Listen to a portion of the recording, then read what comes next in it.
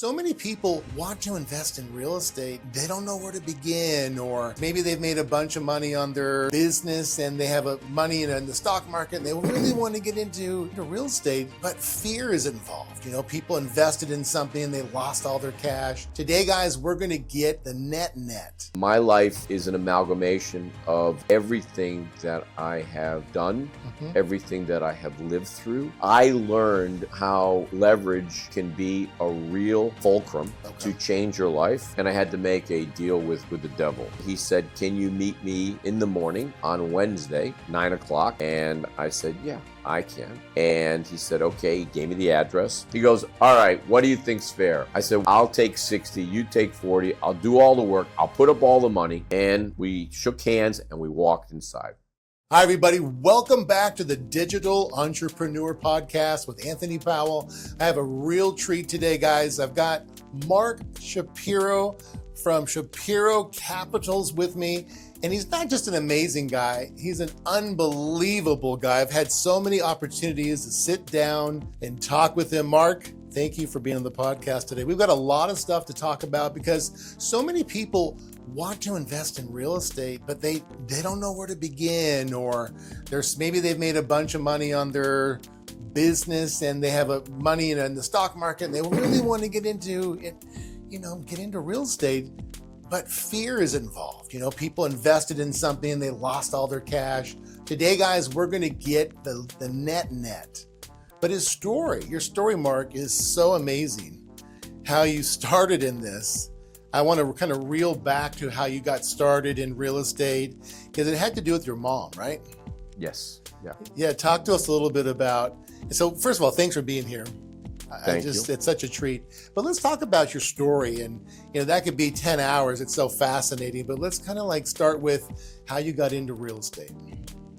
So coming from a real estate background and coming from a real estate family, not only was my mother a commercial real estate broker, but both of my grandparents were real estate people.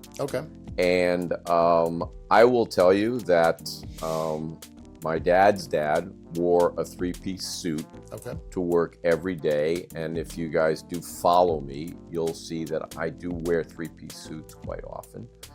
And that's an homage to my Grandpa Milton, who I am named after.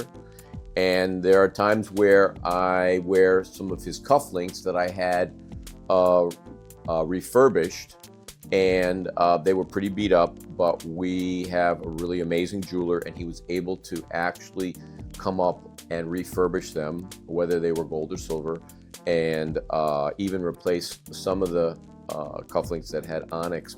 But my path is, I'll call it traditional. College kid, took a year off from college. My mother is from Coral Gables, Florida, and my father is from a small town in Connecticut called Winstead. They met. My mother was engaged at the time, and there was a friendship between the grandparents, and my father had a 2-week pass from the Army. He was a dentist, so he was a dentist in the Army at Fort Meade, Maryland. He had gone to dental school at University of Maryland. And he came down in his red and white 57 Chevy convertible, thought he was a badass, which he was, real handsome guy, and met my mom, and they spent 2 weeks together. Wow. My mother at the time was engaged. I was going to say she was engaged. And my mother broke off the engagement, called my father within a week and said, "What are your intentions?" And my dad said, "I'm going to send you a Western Union so that you can get on a train and come up to the Army base, and we're going to get married." He didn't even ask her to get married. He just said, "This is what we're going to do." And my dad was a guy who lived his life by a very simple code of ethics. And he lived his life based on what he did by his actions, not by his words. So on his gravestone, when he passed in 2005, my dad's name was Paul, and middle name is Arthur, which I'm named after. In Judaism, we use the initials. Okay. So Milton and Arthur, and that's Mark Allen. Okay. And my father's gravestone says, "Show me deeds, not words." Wow. And I've kind of lived my whole life this way. And, you know, my life is an amalgamation of everything that I have done, everything that I have lived through. And I'm a small guy. I'm 5'5". I think I used to be 5'6". I played organized football all the way in through my junior year in college, where I played as a Division II tailback. Okay. Much heavier. Of course, probably took some special drugs to get a little bit bigger. Didn't make me faster because I was always faster than anybody on the field. Yeah.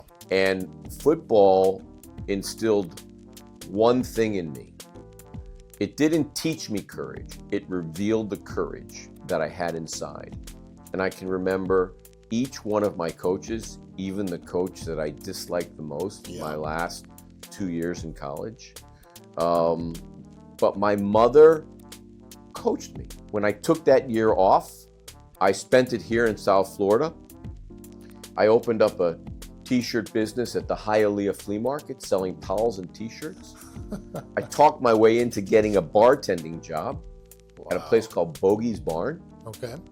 And I worked for my uncles learning real estate. And what type of real estate was he doing? So they all did residential, Okay. multifamily. And I learned how leverage can be a real fulcrum to change your life. And I watched them become very wealthy. I realized that this was something that I truly loved. Okay.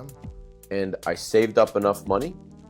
I bought a really cool car at a place called the Z Shop. It's on Dixie Highway and I think 132nd. Okay. And I drove it back to Connecticut after I took that year off.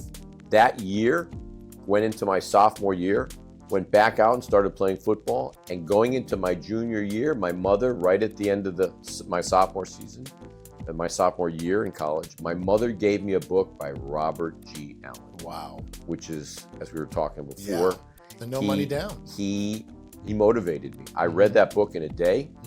I called my mother, and I was already on campus for ball. Okay. I said, "Ma, I want to buy a piece of property." And she said, "Do you have the money?" I said, "I do. I have it in my passbook savings account." And she said, "Okay." I said, "What am I going to do?" She said, "I know exactly where the property is, and I know exactly what you're going to do, and I'm going to show you what to do."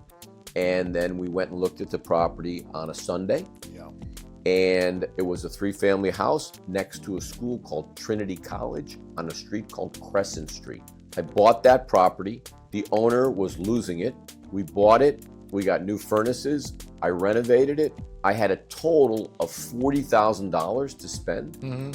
$24,000 to buy it, $16,000 to renovate it. I went to 10 banks. They all said no. And I had to make a deal with the devil. I'm just kidding. That was my dad. Uh-oh. When I called my mother to tell her, "Mom, I've gone to 10 banks. They've all said no. You're a college student. We don't care that the property's going to have income. We're not giving you a loan." And I called my mom and she said, "What are you doing Monday night?" I said, "After practice?" She said, "Yeah." Lo and behold, she said, "I'm making meatloaf, your favorite." And she said, "Bring the information on the property, but don't talk to your dad about it until after dinner." Because my father was a stickler that we sat at the dinner table, we enjoyed each other's company, we never talked business. I killed my mom's meatloaf. And when I was done, my dad said, "Mom said you wanted to talk to me about something." And my father looked at it and he said, and he took a really long time to look at it, about 30 seconds. So I know my mother had already set the whole thing up. And he said, "You can't get a loan." I said, "No, Dad, I can't get a loan." He said, "I'll set something up at a bank and I'll let you know." So called me in my dorm room. Back then we had rotary phones. For all you guys who don't know what a phone is with a rotary, it's a dial, okay? And he said, can you meet me in the morning on Wednesday, 9 o'clock? I said, Dad, why did you say Wednesday? Because it's Tuesday.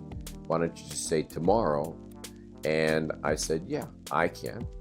And he said, okay. He gave me the address. And we met in front of the bank in the morning. I was a few minutes early because my father, if you weren't early, you were late. Yeah. And that was the way I was raised. Me too. And I love that mentality. Me too. I love the fact that I'm probably 20 years older than you. You're 45. I'm 65. And before we went in, my father said to me, what's the deal? I said, what do you mean, Dad? What's the deal?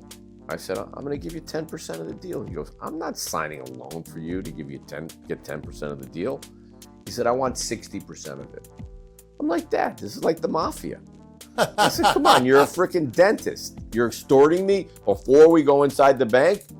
He goes, all right, what do you think's fair? I said, why don't we flip it? I'll take 60, you take 40. I'll do all the work. I'll put up all the money.